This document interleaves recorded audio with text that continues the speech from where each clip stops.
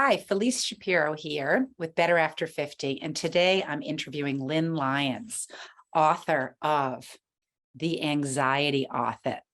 The Anxiety Audit. And I read it last night and I got a little anxious, I'm going to say, Lynn, because I learned too much and I wish I'd read this years ago.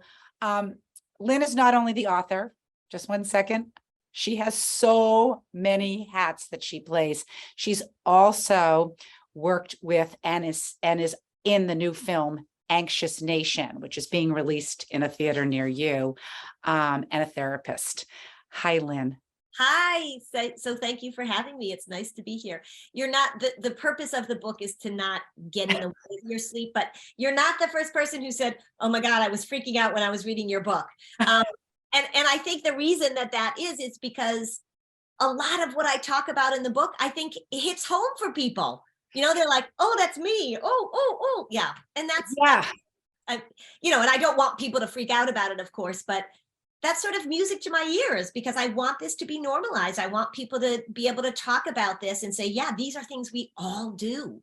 Okay. Well, RNT, if you don't know what that is, if I tell you what it is, you're going to know exactly. Repetitive negative thinking. You talk about this a lot.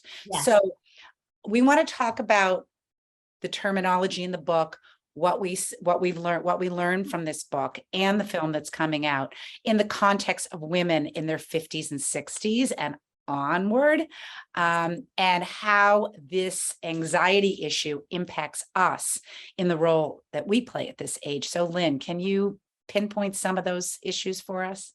Sure. So, we all like to think about it's interesting when we look at human development and the way that human development was talked about. There was, when you're little, like they divide infancy up, even pregnancy up, like by weeks and months. And then we talk about the latent period of kids between the ages of, 8 and 13. And then we talk about adolescence. And then we talk about young adulthood. And then we're like, and then there's adulthood. And adulthood lasts from, 25 to 92.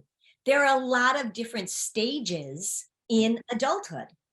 And this stage of being in your 50s and 60s, which is the stage that I'm in, I assume it's the stage that you're in. Oh, yeah. It has its own unique challenges to it. And what we begin to see is that the patterns that you've had, and this is the case in a lot of things, the patterns that you've had that maybe you thought were helpful, or the patterns that you knew were not so helpful, but you were like, yeah, I'm too busy, I'm raising my kids, or I'm this or this. When you are in your 50s and 60s, these new challenges arrive, and suddenly these patterns that you've been using, either for better or for worse, can really sort of slam you. One of the things we know is that as you age, sleep is really impacted. And these patterns are absolutely, they wreak havoc with your sleep, which then just sort of decreases all your other capacities. So, yeah. So we have sleep as a topic. Let's just hit on the topics that we're going to talk about and how our listeners might be able to create a shift from reading this book. Just maybe a little piece of a little magical gem that you could share with us. So sleep is an issue in 50s and 60s. What else are you seeing? Rigidity. So things need to be a certain way. That comes from fear. I have to control my environment. I also see the difficulty and where rigidity shows up too is that we're in a lot of different roles at this age in our life. So we're often taking care of aging parents. We're trying to figure things out for them. Our kids are stepping into their adulthood, which is different for us too, right? We've gone from the manager to the consultant role in our parenting, which is a big deal. We're making decisions about our retirement or what our future is going to look like in a different way. Trying to figure out if you're a really busy, capable, powerful woman, how do you slow down? Is it okay to slow down? And then we've got all of the health and relationship issues and everything that are a part of aging. So it's a pretty packed time. It's a packed time. And don't forget the grandparenting role and what role you have there, and whether you're part of it or not, and being a mother-in-law or, Yeah. an in-law, Yeah. that role. These are all new roles, and we're not really sure of the playbook on these roles, and yet we're coming to it with what we knew. And that's, to me, that book is about what we knew and the way we did it, even though it might have made us anxious and we didn't really maybe get out of our anxiety. We now are applying it, which is what you're saying in the book, to my mind. We're applying it again because we're in patterns to these new roles, and that not necessarily working, right? Yeah. Right. It didn't work back then and it's not working now. Right. Yeah. And one of the ways that we can be compassionate with ourselves is that we're just trying to figure things out. So one Well, of the things yeah. that happens with these anxious patterns is that they often work very well in the short term, right? But they're not so great in the long term. And it's hard to see that because we get that short-term hit. If we look at what anxiety wants, what does our worry want? It wants certainty. It wants to know exactly how things are going to go. And if we can create certainty, and if we can have a plan, and if that plan goes as planned, it feels really satisfying. But then as we age, and even as we parent, and as we step into these new roles, the ability to recognize that rigidity and this demand for certainty may have seemed like a good idea at the time, but it really does not work in the long term. Because more and more people have a say. As we get older, as our kids get older, as our kids marry people, there are more and more people who have opinions, which means that our rigidity is not going to work. And we're not central to the family. We must move to the side. That's right. And I think that's a real reckoning for many moms who have been playing this role for 25 or 26 years, just like, okay, you need to just change, but how? Right. And part of it too, the other thing is that if you are somebody who's capable, who has been in charge of whatever you've been in charge of, one of the myths, I think, that and this goes to sort of the ruminating and you staying up reading the book and getting anxious, is we think that thinking is the way out. If we can just think more, if we can just ruminate about this, right? Ruminating means to chew your mental cud. If we can just go over this over and over and over again, and that actually is not helpful, because thinking too much, which women do more than men, by the way. So when we look at the research, women tend to ruminate. It actually is one of the fast tracks into feeling more and more depressed. So we value thinking, and yet in this realm, thinking really can come back and bite us in the butt. Okay, so stop thinking. Really? No, that's Right. not. Right. Can't stop thinking. Right. And this is where people get a little overwhelmed or frustrated, because they say, well, how am I supposed to stop thinking? How am I supposed to empty my brain? A lot of times people say, well, I hear I'm supposed to meditate, but there's no way I'm emptying this brain. Right. And so when we begin to move out of what I call an elimination strategy, which is I have to get rid of my worry, I have to get rid of my thinking, I have to get rid of these thoughts, and we move more into what I call an of course strategy, right? Of course you're going to have that thought. Of course you're going to have that struggle. Of course this is going to get on your nerves. Then we're not doing this internal battle of, why do I think this? And I shouldn't think this, and I shouldn't feel this way, and I should be able to think my way out of this. And instead we step back and we say, of course I'm frustrated by this situation. And then we figure out what action we're going to take. Yeah. I couldn't do my job without the two words, of course, right? Of course.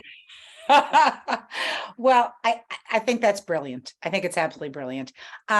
In terms of just a pearl, okay, and you have to read the book. Don't forget that, everybody. I really recommend reading this book, The Anxiety Audit, because it may make you a little more anxious because you realize that you've been doing this for a long time, but there are solutions. So I would love to leave our readers with our listeners with something that's specific that they can do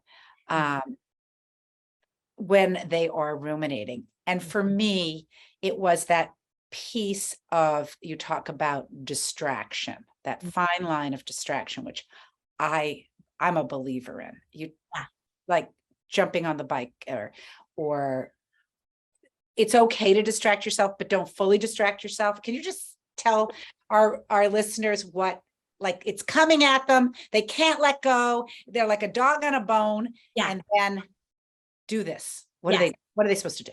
So distraction, I'm glad you brought this up, because this is distraction is often prescribed as the solution to stress and worry. I hear that all the time. And the thing about distraction becomes one of those elimination strategies. Like, I can't think this, I have to think about something else. And when we go into that mode, I can't think of this, then sometimes we end up self-medicating, right? I have to get rid of these thoughts, I have to get rid of these feelings. I don't want to go there. But if you can say to yourself, of course I'm thinking about this, or of course this showed up, and I like the term unhook rather than distract. So I'm going to acknowledge that I'm stuck on something. God, I've been thinking about this problem, or I've been worrying about this, I've been really chewing on this. I need to do something that gives me permission to unhook, not to get rid of, but to unhook. Right. And the thing that I use, and I use this at night all the time when I can't fall asleep, is that I do the alphabet game. Right. So I pick a topic. So it might be, desserts. It might be actresses. The other night I did dead actresses. I don't know why I came up with that topic, right? So, and then you just say, so A. Now let's not do dead actresses, but I might say A, Anne Hathaway, B, BB Newworth, C, Katharine Hepburn. Did she spell her name with a C? Doesn't matter. Details don't matter. And you just move through that. If you get to a letter where there's not a dead actress, like X, I don't know of any X dead actress, you just skip it. You spend a few minutes, not even a few minutes, a few seconds thinking about it, and then you skip it. The reason that this works is because, for one, you give yourself permission to unhook. You move away from this idea that if I just think about this enough, if I just talk about this enough, if I just tell this same story over and over and over again, a solution will appear. Not true. I'm going to give myself permission to say, you know what? I get that that's a little tangled. I'm going to unhook, and it gives your brain just enough to chew on to let you move on. Right. And it might be that you say it's not at night. Maybe one of the ways you unhook is that you go for a walk with a friend.